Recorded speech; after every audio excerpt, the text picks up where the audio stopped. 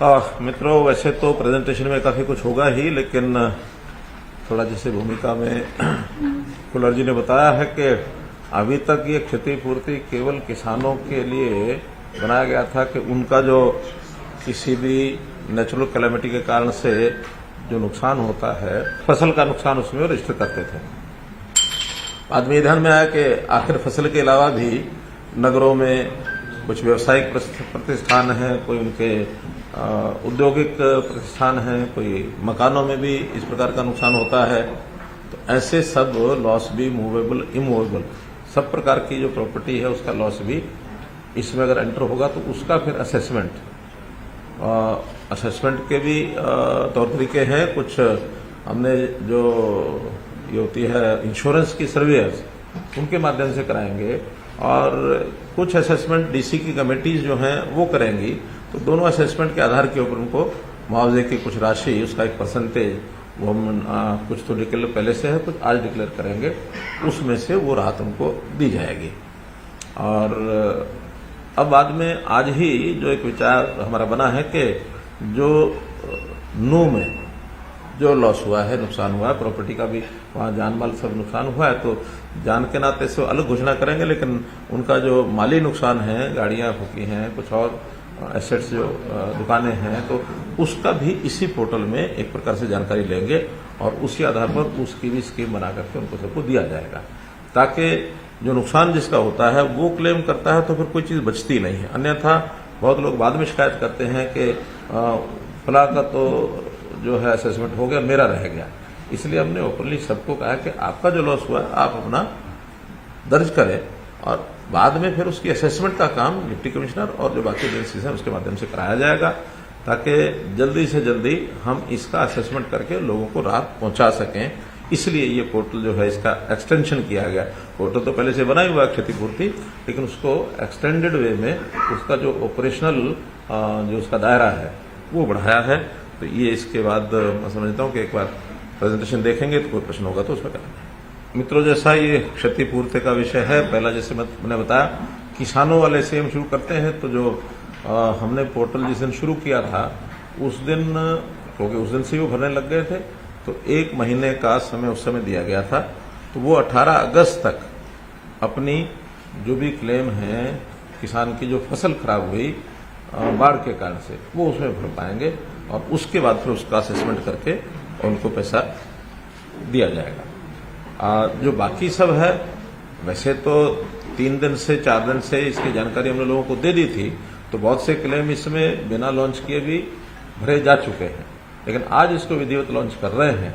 और इसमें कोई समय हमने रखना है तो जो वो वाला है सर, फसल वाला, वो तो आपने 18 अगस्त के लिए बोला। हाँ, तो वही समय रहने देते हैं। हाँ ठीक है। तो 18 में भी आज अभी समय पर्याप्त है, और मैं समझता हूं कि जो इस समय तक घटनाक्रम है उसके लॉस की जानकारी सबको अपनी है ही, और वो इसमें 18 अगस्त ही इसके लिए रखते हैं, ताकि आज 2 तारीख है तो 16 दिन का समय और मिल जाएगा। फिर इसके बाद उनका सबका आकलन करके उनको दे दिया जाएगा। इसके बाद जो हमने इसकी हर्जाने की राशि तय की है, उसकी एक परसेंटेज जो हमने आपके माध्यम से लोगों को जो बतानी है, उसमें 2 प्रकार का है। तो मूवेबल प्रॉपर्टी है, इमूवेबल प्रॉपर्टी है। मूवेबल प्रॉपर्टी यानी मकान यानी बिल्डिंग को छोड़ करके बाकी लगभग सारी इमूवेबल रहती है, मूवेबल रहती है। मकान है वो इमूवेबल है। तो मूवेबल प्रॉपर्टी का जहां तक विषय है, उसमें यदि 5 लाख रुपए तक किसी का लॉस है, असेस्ड लॉस, उसका 80% अर्थात 4 लाख रुपया तक उनको दिया जाएगा। जितना लॉस होगा उसका 80%। 5 से 10 लाख तक 70%, 10 लाख से 20 लाख तक 60%, 20 लाख से 50 लाख तक 40%, जो एडिशनल है उसका ये जाता जाएगा। और 50 लाख से 1 करोड़ रुपए तक 30%, 1 करोड़ से 1.5 करोड़ रुपए तक 20%, और ये सब मान लो 1.5 करोड़ तक भी हो जाता है, इससे ऊपर भी होता है। तो एक अपर कैप लगाइए कि टोटल 50 लाख तक, और ये कंपनसेशन जो है इस लॉस का मिलेगा। इससे ऊपर मैं मान के चलता हूं जो इससे बड़े जो भी लोग होते हैं सामान्यतया सब लोग अपना इंश्योरेंस कराते हैं। ये तो उस इवेंचुअलिटी में है जिसने इंश्योरेंस ही नहीं कराया है। ताकि ऐसे समय पर उनको भी एक मरहम जो है वो लग सके। तो यानी 1 रुपए से लेकर 50 लाख तक का लॉस इस परसेंटेज के हिसाब से लगभग 1.5 करोड़ तक के नुकसान के लोगों को ये लाभ उसी हिसाब से इंक्रीज होता जाएगा। 1.5 करोड़ से ऊपर का है तो 50 लाख उसकी फिक्स राशि है। ये तो है मूवेबल प्रॉपर्टीज। इसके अंदर कोई मानो व्हीकल है, उसका स्टॉक है, उसकी मशीनरी है, प्लांट है, तो ये सारे इस प्रकार के विषय हैं इसमें कवर होंगे।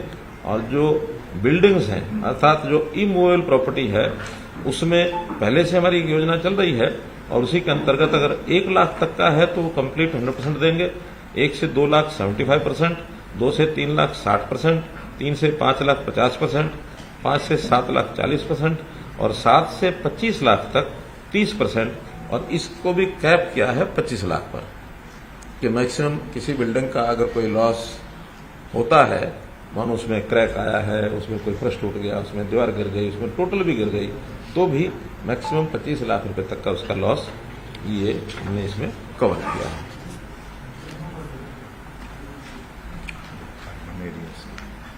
हाँ, ये अर्बन एरियाज की इशू, ये जो सारा है ये अर्बन एरियाज का है। जो ग्रामीण क्षेत्र का है वो हमारा जो डिजास्टर फंड है उसकी स्कीम वो अलग से है। उसकी स्कीम है तो बताएंगे? जी है, हाँ, वो स्कीम है, वो भी आपको बता देते हैं। उसमें जैसे पशुवाद या घर की कच्चा के पक्का वो प्रोसीडिंग से फिक्शन में होते हैं। हाँ, उसका शायद 1,20,000 रुपया मकान का हाउस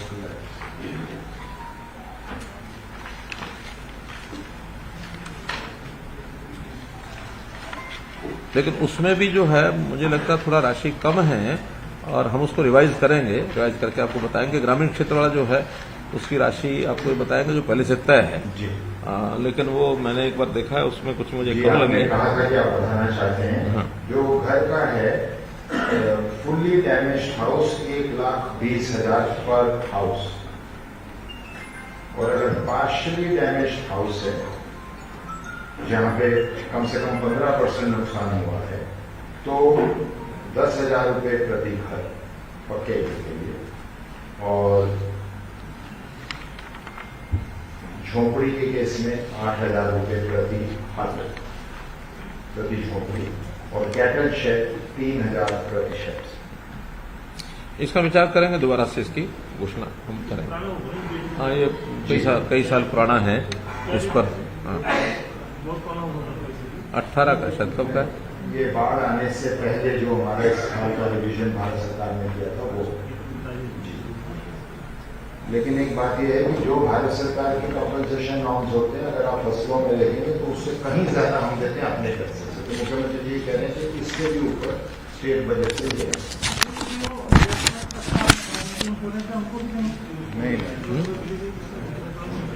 नहीं, सर ने स्पष्ट किया कि इंश्योरेंस के बाहर उससे बाहर जिसका इंश्योरेंस किन्हीं कारणों से नहीं कराया गया। इसी प्रकार जैसे अब थोड़ा कंपनसेशन के विषय हैं एक दो जो पहले कुछ दिन पहले विचार आया था लेकिन वो घोषणा नहीं कर पाया था मैं। जो कावड़िए जो हैं जिनका भी शिवरात्रि शायद 18 या 20 तारीख को थी जुलाई में जी, उससे पहले कुछ कावड़ियाज की डेथ हुई है एक्सीडेंट में, जो भी कुछ कारण रहे। पिछले बार भी हमने दिया था उसी पैटर्न पर जैसे पिछले साल किया था उसी हिसाब से 2 लाख रुपया प्रति कावड़ी जो इसकी डेथ हुई जो हरियाणा का रहने वाला है, ऐसे व्यक्तियों को 2 लाख 24 लोगों की अभी तक हमारे पास जानकारी है 2 लाख रुपया प्रति व्यक्ति प्रति कावड़िया, वो उसको कंपनसेशन हमने पिछले साल का जो तय किया हुआ है उसी को आगे बढ़ा रहे हैं। इसी प्रकार से एक कंसेशन और मैं आज घोषणा कर रहा हूं, वो है हमारा जो HSVP हरियाणा शहरी विकास प्राधिकरण, इसे पिछले दिनों में बिजली के बिलों का एक विषय आया था, बिजली का पानी का तो 5% प्रति वर्ष के हिसाब से उन्हें पिछले 5 साल का 25% बढ़ा के बिल दे दिए थे। विचार करने के बाद हमें आया कि ये गलती वास्तव में डिपार्टमेंट की है। उस समय 5% बढ़ाने का एक सर्कुलर निकाला लेकिन उसकी डिमांड नोट कभी भेजा नहीं गया। हमने सारे रिकॉर्ड देख लिए हैं, वो फाइल में केवल बढ़ा करके छोड़ दिया और अब आकर 5 साल का इकट्ठा डिमांड नोट भेजा।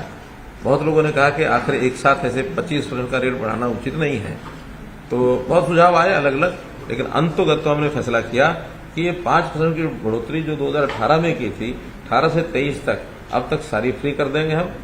केवल अब से वो 5% आगे लागू होगी। पिछला 25% जो है उस बिल का वो सारा जो है वेव ऑफ कर दिया है। लगभग 42 करोड़ रुपए का इसमें एचएसवी के ऊपर एक अलग से प्रावधान किया गया है उसमें। ये सब तो जो हमने कंपनसेशन के नाते से जो घोषणा की है वो है। अब विषय सीधा सीधा आप भी या फिर जरूर कहेंगे वो है नूह का ये जो दुर्भाग्यपूर्ण घटना हुई है। इस घटना के संबंध में सब जानकारियां दे दी गई हैं। आज हमारे डीजीपी साहब ने भी प्रेस कॉन्फ्रेंस की है गुड़गांव में, सब समाचार आपको आए हैं। उसमें मैं इतना ही कहूंगा कि इसकी बाद शांति बनी रहे और किसी प्रकार की जो चीज है वो अनदेखी न जाए, तो हमने उसके सारे जो इंतजाम किए हैं अभी तक, जैसा मैंने बताया कि 20 कंपनीज पैरामिलिट्री की हमने बुलाई हैं, जिसमें से 14 कंपनीज नूह जिले में, 3 कंपनीज पलवल में, 2 गुरुग्राम में और 1 फरीदाबाद में। 4 कंपनीज की डिमांड आज हमने और की है बाहर के स्थानों के लिए, ताकि एक सावधानी के लिए एक क्योंकि कोई घटनाएं छोटे किसी न किसी स्थान पर जो होती रही हैं, तो वहां सबको ध्यान रखा जाए, कोई ऐसी अनलॉफुल एक्टिविटी कोई ना कर सके और ये आगे कोई इस वातावरण में शांति बनी रहे। आज दिन भर में भी कई जगह की गैदरिंग, कई तरह के ज्ञापन ये सब दिए गए हैं, लेकिन सभी जगह पर शांतिपूर्वक सारा विषय लगभग सबके ज्ञापन जो है वो हो चुके हैं। किसी ने डीसी ऑफिस जाके दिया होगा, कहीं किसी ने गैदरिंग की होगी, ये सारे विषय जो है वो समाप्त हो गए हैं। 6 लोगों की, जैसे मैंने बताया आज सुबह भी, कि उनकी डेथ रिपोर्टेड है। 2 उसमें पुलिस के लोग हैं, 4 उसमें सिविलियंस हैं। अभी तक 116 लोगों को अरेस्ट किया गया है और 90 इसके अतिरिक्त और डिटेन किए गए हैं। पूछताछ करने के बाद उनके खिलाफ भी कार्रवाई जो बनेगी वो सब की जाएगी। और इसके बाद ये सारा जो विषय आया है, इसके पीछे किसका हाथ है, कैसे शुरू हुआ, इन सब बातों के ऊपर भी प्रोसेस चल रही है। उस सारी प्रोसेस में कोई भी दोषी है उसको बख्शा नहीं जाएगा। ये सारी योजना हमारी इसमें बनी है। आगे के लिए कुछ चीजें हमने जो और तय की हैं, उसमें एक ये तय किया है कि एक आईआरबी की बटालियन नूह जिले में ही स्थापित की जाएगी। जो अभी 2 बटालियन भौंडसी में है, उसमें से 1 बटालियन नूह जिले में जगह हमने देख ली है, लेकिन वो जगह बनने में थोड़ा समय लगेगा। उससे पहले किसी टेम्परेरी भवन में 1 बटालियन में कितने लोग होंगे, 1000 लोग लगभग, तो 1000 लोगों की व्यवस्था वहां उसी जिले में कहीं ना कहीं, ताकि आवश्यकता पड़ने पर कभी भी उसका मानो उपयोग करना हो तो उपयोग किया जा सके। हमने एक पुलिस में एनफोर्समेंट ब्यूरो अलग से बनाया है। उसके लिए 5-6 विभागों में, खास करके जिनमें टैक्सेशन की चोरी होती है, जहां कहीं थोड़ा इस प्रकार के विषय जो लोगों के नाते भी, सरकार के नाते भी अनपॉपुलर कहें, या जो एक किसी न किसी नुकसान को पैदा कर सकते हैं, इन चीजों को चेक करने के लिए पुलिस का एक लॉ एंड ऑर्डर के लिए अलग से सारा होगा, इन्वेस्टिगेशन के लिए होगा। लेकिन एक इस प्रकार के, जैसे माइनिंग है, जैसे एक्साइज टैक्सेशन है, जैसे पावर है, जैसे इरिगेशन है, तो इस प्रकार से 5-6 डिपार्टमेंट पहले विचार किए थे। लेकिन नूह जिले में जो ये काऊ प्रोटेक्शन एक बड़ा विषय है, वहां स्मगलिंग होती है, वहां गौ हत्या भी होती है, तो हम उस जिले में एनफोर्समेंट जो हमारा ब्यूरो है उसको काऊ ये जो सिक्योरिटी का जो काम है ये भी उनके माध्यम से कराएंगे, और 100 जवान अलग से उस व्यवस्था के लिए वहां रखे जाएंगे, ताकि ये समस्या भी आगे ना आए। और मैं तो खास करके ऐसे मुस्लिम भाई, जो बहुत लोग मुसलमान भी हैं, जो यानी गोरक्षा के हित में भी बोलते हैं, काम करते हैं, उनका कोई उसमें विरोध नहीं है, बल्कि सहयोग भी करते हैं। राष्ट्रीय मुस्लिम मंच खुल करके उसमें इस मूवमेंट में साथ देता है। तो मैं तो ऐसे मुस्लिम नौजवानों को भी प्रोत्साहन के नाते से अलग से योजना बना करके भी उनको प्रोत्साहन देंगे कि मुस्लिम लोग भी अगर गोरक्षा में आगे आते हैं, ताकि वहां किसी प्रकार का आपसी भाईचारा ये न बिगड़े, हमेशा के लिए इन चीजों को हम ठीक कर सकें। तो इसका भी एक अलग से हम योजना बनाएंगे। मोटे रूप से आज के इस संदर्भ में विषय इतने ही मुझे आपके सामने रखने थे। कोई बात आपको लगती है तो जरूर से पूछें।